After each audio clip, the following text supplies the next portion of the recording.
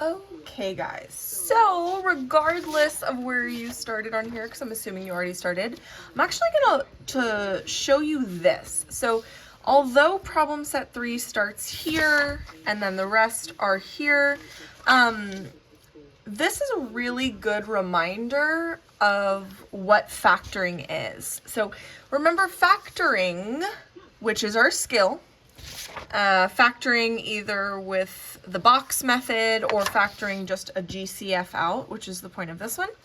GCF being the greatest common factor. Factoring is the inverse of multiplication. So let's gosh darn multiply, shall we? You might notice that 13 and 14 are regular distributive property. So this is the multiplication we're talking about. So if I multiply with distributive property, I get 3x to the third power plus 15x squared minus 3x. I wish I had a whole worksheet of things like this for you. So just a reminder that this is how you used to multiply when there's only one term. Now, when there are two terms, some students can do this in their head and they can just do, oh, I'm doing distributive property here and here. X times x squared is x to the third power. X times -1 is -1x. And then you have to distribute a second time. Oh, is this not? Sorry. It's not focusing. And then you have to distribute the 3 a second time. Now the 3 is multiplying by x squared. So then now you have 3x squared also, and 3 times -1 is -3. This is one way to do it, and then you ask yourself if there are any like terms to combine. This is totally possible to do, but we've also been taught the box method. If you have several different terms, you can create a box to make all of them multiply so you don't forget any, because distributing a lot is like, you don't want to forget to distribute any. So this one, you have to distribute the 4x and the 4, so 4x plus 4 goes there, to the 5x minus 5, and it turns into a multiplication square. So multiply, multiply, multiply, multiply. Technically, you can do the same thing for this box method.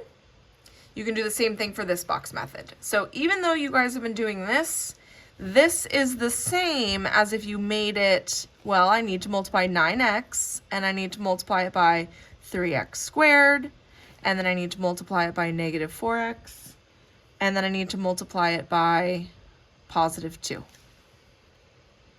So that's what the box is for, is just multiplying everything together. This one has 2 terms and this one has 3, so this would be a 2 by 3 box.